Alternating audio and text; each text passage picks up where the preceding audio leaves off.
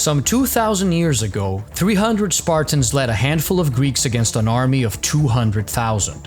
They stood their ground and held their gap at Thermopylae for 3 days. But what if the Persians arrived at the pass to find this instead? A full squad of superhuman space marines against one of the largest armies of the Iron Age. Which of the Emperor's chapters will combine martial prowess, superior tactics, and sheer willpower to hold out the longest? To try and give them an even playing field, all squads are kept around 180 points and have limited ammunition and gear. But to keep things interesting and preserve each chapter's identity, we've picked different units for each one. There are restrictions: no characters, no jetpacks, no vehicles, and no Terminators. Otherwise, this would be kind of a wash. In the same way that we chose units with a mix of the tabletop game and the lore, we're also balancing the Space Marines so their power level fits somewhere in the middle. That means that these Space Marines won't be able to take naps in the middle of the battlefield because nothing can pierce their armor, but they also won't suddenly die to random nonsense. Without further ado, let's start with a chapter that was literally made for this.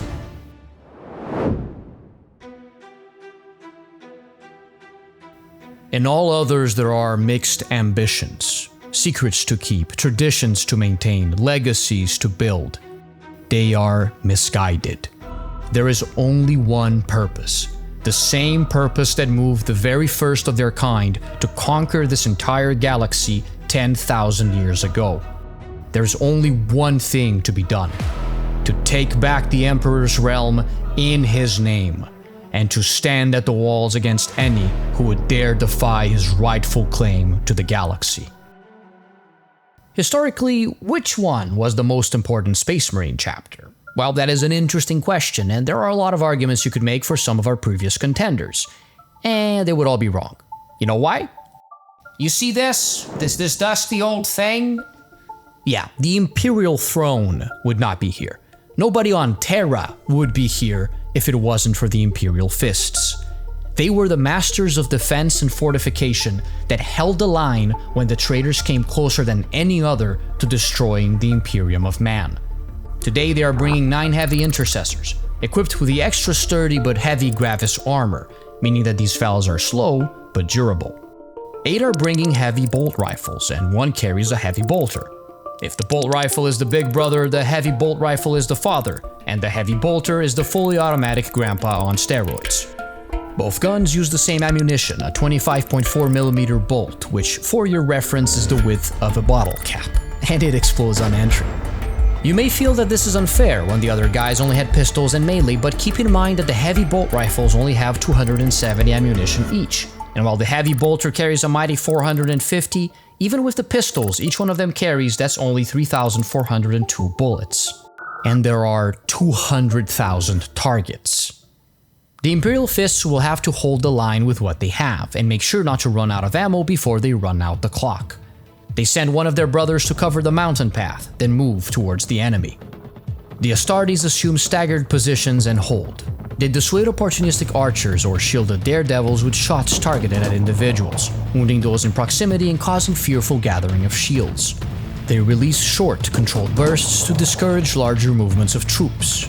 And if any stragglers make it through the divide, they smash them into the ground with their fists. The defense is tedious and repetitive, but effective. After the first few unsuccessful assaults, the Persian army has to regroup and reevaluate. For the rest of the first day, they will be building portable wooden barricades to hold against the bolter hail. The Imperial Fists take full advantage of this time to reinforce the Phocian Wall, a defensive position that, while far from ideal, is the best they have in these circumstances, and they decide to complement it with a dry moat. On the second day, the game of patience resumes, with Persians slowly pushing their barricades forward, and with the Astartes concentrating fire to eliminate the ones that offer a greater strategic advantage. Other than that, short bursts, individual shots, and fists. Until the Persians grow bolder and start using their numbers to take more ground, right up to the Phocian Wall. And then the game changes. As he takes to high ground atop the reinforced wall, the brother with the heavy bolter unloads furiously into the packed middle section of the army, now undefended by cover. The brutal fire rate and sheer impact of the projectiles rattles the army, pushing them back towards the walls and down the cliffside. The Persians retreat again, leaving behind their severed front line, which the Astartes pragmatically dispatch with fists to save ammo, all while collecting their discarded spears to set them up along the dry moat. As long as that heavy bolter stands up there, the armies of Xerxes will bear unimaginable losses. But they do not know that it has limited ammunition. The Imperial Fists need to bluff for as long as they can in order to stall. The second day ends like the first one did. Over the course of the third day, the Immortals have learned to move in a loose formation to ensure that each bullet hits them and them alone. True to their name, for every man that dies, another is there to replace him, and soon the rest of the Persian soldiers start to follow suit. Still, the Imperial Fists hold the line, taking note of the fact that the Persians are moving logs up the lines to build fortifications that the bolter rounds cannot pierce. The Space Marines let them start setting these up at what the Persians assume to be safe range, then correct them with long-distance shots. They continue to push the limits of their weapons' ranges until the enemy is so far back that night has fallen again. About half of their ammo is left. By the fourth day, the Persians have figured out the bolter range, and the construction of fortifications is becoming more purposeful, moving in a tight formation. As the front barricades are torn to shreds, new ones come to replace them. At this rate, they will reach the wall by the evening. But bad news never comes alone. In the afternoon, their battle brother reaches out on the Vox channels. The enemy has found the mountain path and is mobilizing to surround them. He has kept them at bay for now, but his ammunition is running low, a concern shared by his battle brothers. As the enemy stops for the day less than 100 meters from the wall, the Imperial Fists continue to toil on the moat. On the dawn of the fifth day, the Persian Immortals move out in scattered formations leading the charge. Even the roar of the heavy bolter no longer dissuades the movement of the army, as bullets begin to miss targets, and the enemy learns that speed is the enemy of accuracy. The moat slows their advance, and the Astartes push back the emerging soldiers with ceramite violence. It's a brutal, dirty fight, blood turning the earth to mud, and while the struggle lasts for the day, by nightfall the Imperial Fists have lost the wall and have to resume their previous strategy. Two brothers have been sent to hold the mountain pass for long enough for them to take to the high ground at Colonus Hill, and by the time they are pushed back to the hillock, the Astartes understand what fate awaits them. As their weapons run dry, they become clubs, and they will kill as many as they can before their defenses finally collapse. While the Gravis armor makes them an imposing target and harder to overcome, it also limits mobility. Once they become swarmed, the Imperial Fists can do little to stop being immobilized. On the night of the fifth day, Colonus Hill falls. With about 3,000 deaths from the main bolters and another 20,000 casualties to bolter flak and fortifications, plus some 4,000 deaths from pistols and melee, the Imperial Fists have the lowest kill count. However, they held out for 5 entire days. None of the other chapters have held the line for so long. Okay, before we continue, there were a lot of comments on the last video, and I read all of them. And if you don't know what I'm talking about, check out the first video where we cover Dark Angels, White Scars, and Space Wolves. It's right here. I find that they tend to fall into 3 general ideas. 1, the Persians would break instantly. 2, Space Marines win this and it's not even close. 3, why would they just stand there and hold? Let's start with the easiest one. What is the easiest thing in the world, you ask? Wasn't a question. Getting into World of Warships, the sponsor of today's video. Thermopylae may be one of the most important battles ever fought on land, but some of the greatest naval battles of all time were fought less than a century ago, like the Battle of Midway. Right now, they have an event for the US Navy's 250th birthday, and though it took less than 250 years for the Imperial Navy to conquer the galaxy, and the US have yet to achieve world domination, who knows what the future holds. To celebrate, World of Warships is letting you build your own naval base, Liberty Harbor.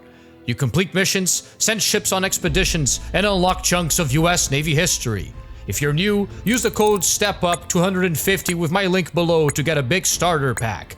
The American cruiser St. Louis, 20 days of premium account time, a commander, and a pile of in-game rewards listed here on screen that I won't read out loud because the list is too long and I will lose all viewers' retention. For existing players, claim special rewards available only during this event with Liberty Harbor missions. It's free on PC, looks amazing, and you can play in 40 unique maps. 40 maps? 40k? Coincidence? I think not.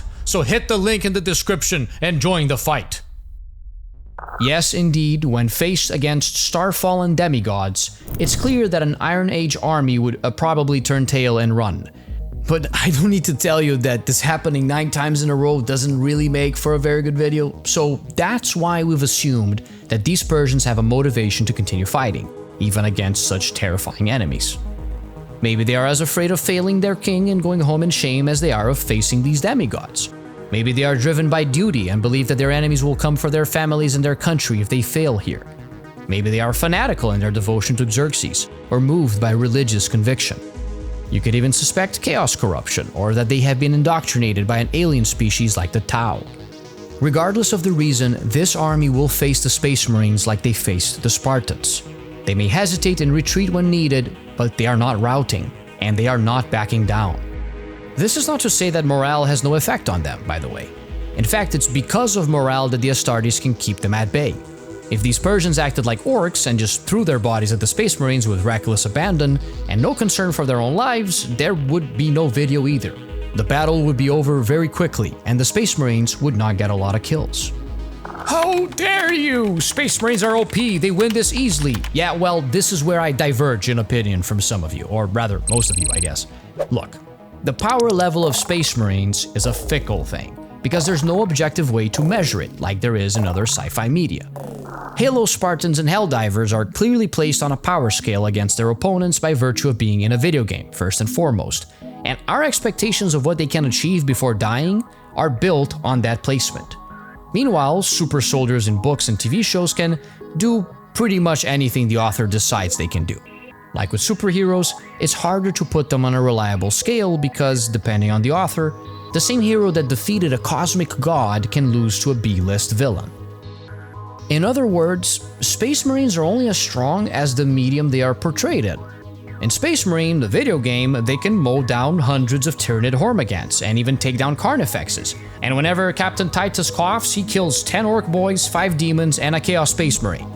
But if you grab some Space Marines from Dark Crusade, you'll be hard-pressed to find something they don't die to. In books, they can destroy the apex warriors of alien civilizations and stand toe-to-toe against Eldar aspect warriors. Or they can be taken down by the spear of a caveman. Yeah, this is canon, by the way. There are plenty of stories telling of how, once they have been swarmed, Space Marines can be taken down by common mortals once they know to attack their weak points, like the neck joints. As overpowered as these guys are, their mortality has always been a clear and evident possibility, even if something like the caveman incident is a 1 in a million thing. And that is because, before anything else, Space Marines come from a tabletop game. And on the tabletop, the key factor always ends up being luck. If they roll good armor saves, they can hold their ground against the Hellforged sword of a demon prince. And if they flub the save, they can die to pathetic chaos cultists armed with literal steel pipes. Both outcomes seem equally unrealistic, but they convey the transcendental idea that, no matter how tough or elite you think you are always one stroke of luck away from life and death. And luck loves big numbers. If you're having trouble visualizing it, think of it this way.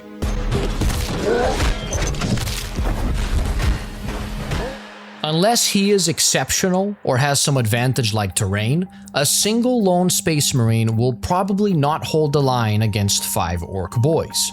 And 5 Orc Boys won't be able to beat 10 Crude Carnivores most of the time.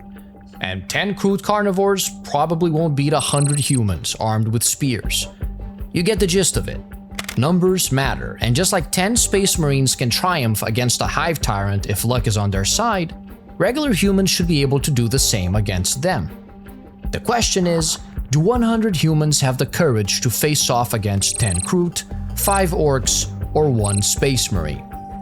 Warhammer has often had a morale mechanic, where squads roll to see if they can stand tall against adversity. The awesome thing about these rolls is the storytelling they allow. A single Marine can succeed a morale check and hold his ground against a literal star god that just wiped out the rest of his squad.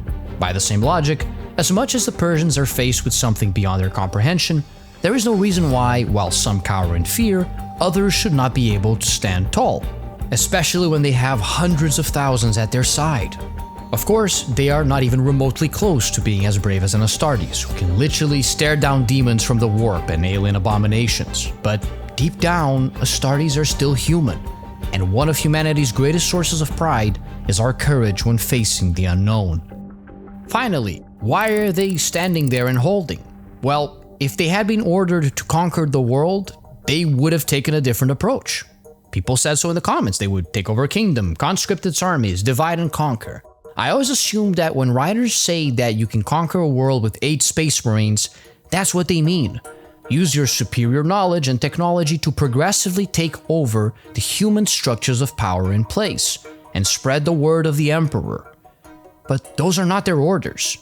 Their orders are to hold the pass and delay this army from advancing. That's it. What's interesting to me is figuring out how each chapter goes about following those orders. The Space Wolves are infamously not very good at doing that, so they interpreted the assignment very liberally by going after Xerxes. But the Imperial Fists did the exact opposite and took the assignment to the letter. And our next contenders are going to completely ignore it. But not because they don't follow orders.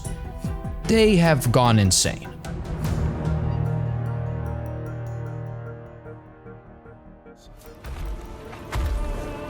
10,000 years ago, the brightest sun of the Imperium died, and every single one of his sons is cursed to know exactly how it happened.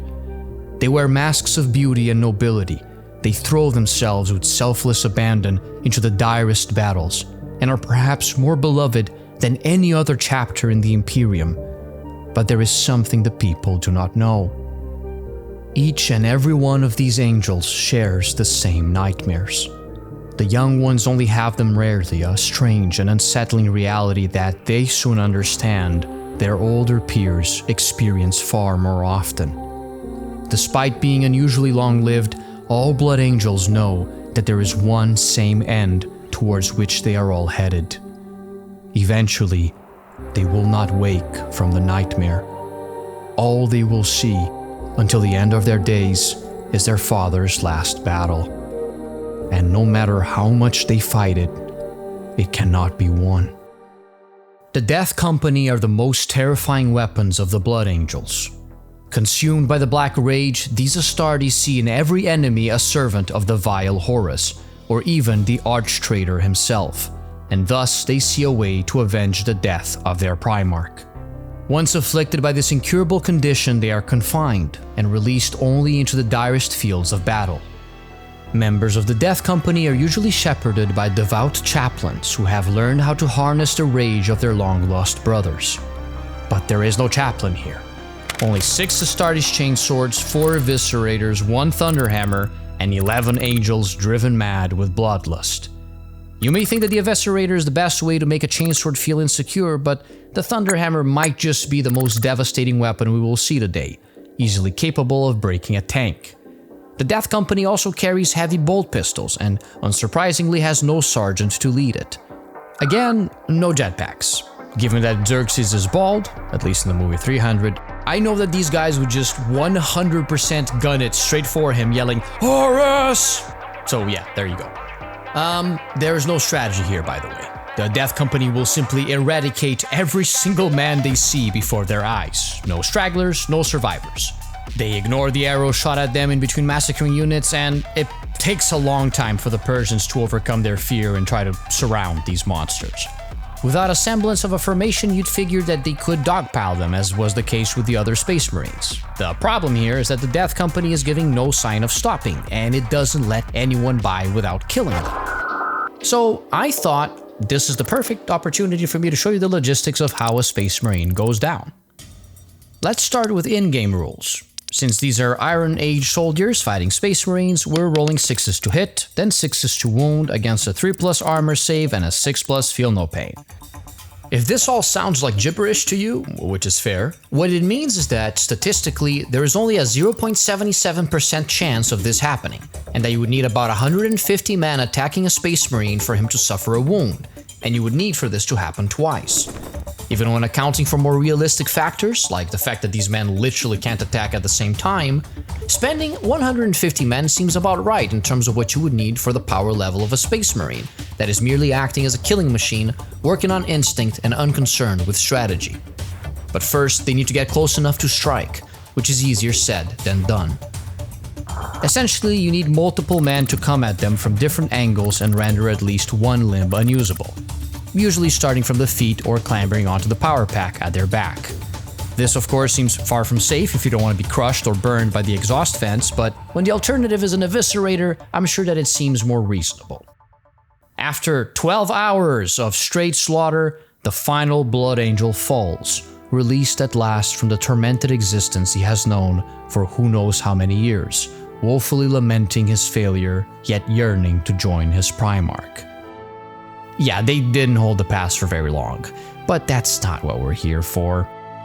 Well, before we get to the number, there's one small thing to consider. For every brother of theirs that fell, the Blood Angels fought with even more fury.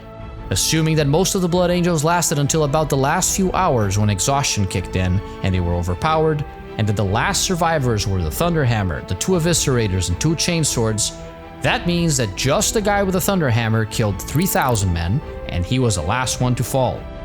The Eviscerators killed about 12,000, and the Chainswords killed 29,000, leaving pistol kills to cover the gaps left behind by the brothers who fell early. Which means that, in 12 hours, the Blood Angels killed about 55,000 men, over a quarter of Xerxes' army and more than the Space Wolves in just over half the time. However, while the stats are impressive, the pass has been lost in the shortest amount of time. Although I can't vouch for the mental state of the Persian army after a day like that. Psychological warfare might be a good option, but perhaps it would profit from a more methodical approach. At a certain moment in time, humanity stumbled into the solution to all of its problems. But because they were unwise, because they were weak, they ran from it, and instead they chose to believe in the will of men. But the will of men broke. Ever since that day, the Iron Hands have known hatred. Ever since that day, they have refused to let themselves succumb to that weakness, to let those base instincts of their crude, animal bodies dictate their path. Emotion is an obstacle, a limitation. The flesh is weak. Iron is not. For some chapters, like the White Scars, picking units was a foregone conclusion. For others, like the Imperial Fists, I looked to what Games Workshop has been consistently presenting as an iconic unit for them. And when neither worked, I had to go into the lore. Sterngar veterans have seen more than most Marines. They are the elders of their chapters, wiser and yet slowly becoming more aware of their own mortality. But there is an exception. Every veteran of the Iron Hands is more machine than man, having replaced most of their bodies with mechanical augments and cybernetic proxies. In so doing, they have become closer than any of their brother chapters to achieving the status of perfect weapons of war.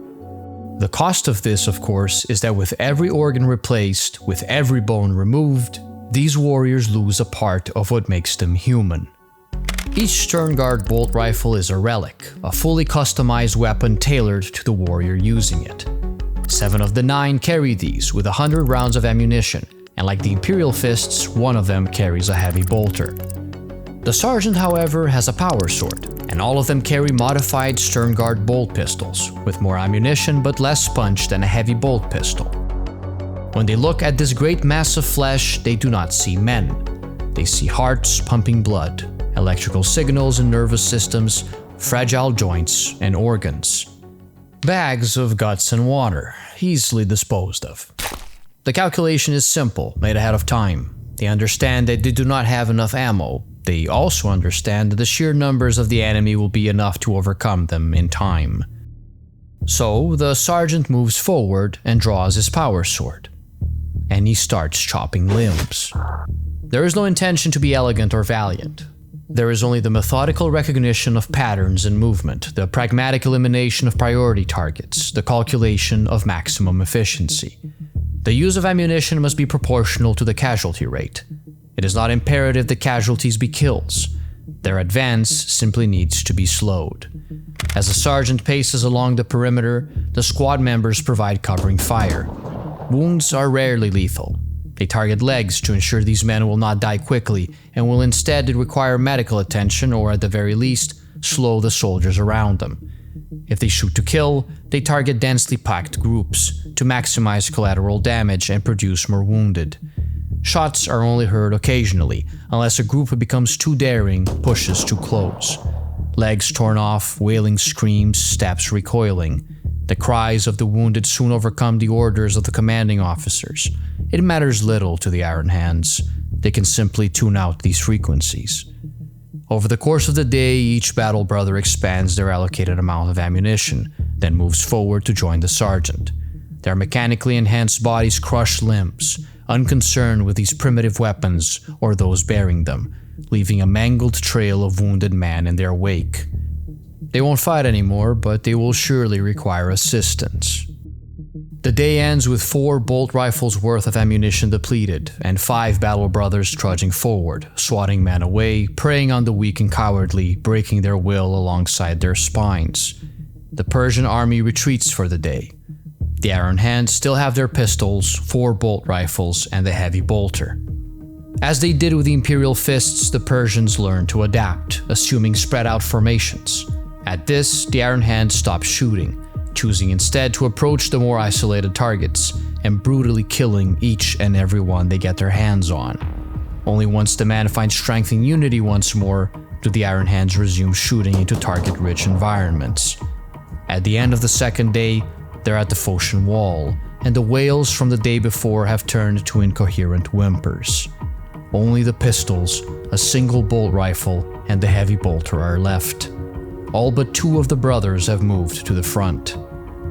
On the third day, the enemy starts bringing wooden barricades. The Iron Hands are not deterred. They assume a rotating formation, covering with pistols from the back and engaging in grievous melee in the front, each brother covering 20 meters of the stretch. The news of the enemy's flanking maneuver is as predictable as it is accounted for. The heavy bolter roars in the distance, an unknown element dissuading the army from approaching. The menacing echo of 500 heavy rounds lasts enough to buy them another sunset. At the end of this third day, they have all but depleted their ammunition. As the enemy once again retreats, under the cover of nightfall, the Astartes take the mountain path, slaughtering whatever stragglers the heavy bolter did not kill. They will not wait to be swarmed and restrained by these primitives. As they invade the sleeping camp, the Iron Hands set the tents on fire and spread to cause the largest amount of damage possible. Even as their enemies awaken to the slaughter and surround each one, they continue to do as they did before: break legs, rip off arms. By the time the soldiers of Xerxes gather themselves and surround them, each Iron Hand has found his designated position. As one, they detonate the explosives harbored within their metal shells. The camp erupts in a storm of fire and metal. 3 days, 40,000 dead, 70,000 wounded, and one King of Kings hanging on to a sliver of life after surviving the explosion. This army may march on forward, but its scars will never heal. And that is why Recaf has been deemed non-compliant with the Codex Astartes while Tana is still accepted. Your left shoulder pad is poking out, Brother Tars. Blast! Doesn't caffeine get filtered out by our Priomnor anyway, Brother Aurelius? Well, yes, but it's really more about the principle of the thing. We still see you, Brother Tars. Curses! You should let him have at least one. That would also not be Codex compliant, Brother Oseron. Besides, we have to find some way to kill the time while we wait for our video. Top compartment. Now, have you eyes in the back of your head? Enough of this. I'm going to get some Tana. Oh, could you grab me some too? For me as well, Brother Tars. Oh, and no milk. That would not be compliant. We know, you insufferable boar. Would you like to know why it isn't? Emperor, give me strength.